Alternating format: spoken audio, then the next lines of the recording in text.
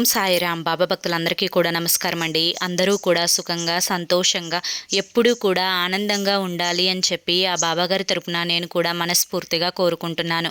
ఈరోజు బాబాగారు అందించే సందేశం ఏంటి అంటే కనుక, తల్లి, విధి వ్రాతను తెలిపే చిన్న కథని నేను చెప్పాను.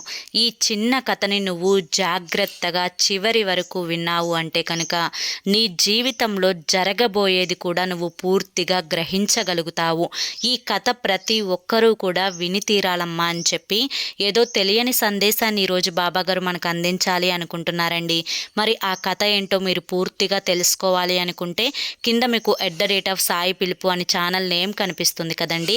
ఆ నేమ్ కింద ఉన్న ప్లే బటన్ని కానీ టైటిల్ని కానీ క్లిక్ చేస్తే మీకు ఫుల్ వీడియో అనేది ఓపెన్ అవుతుంది.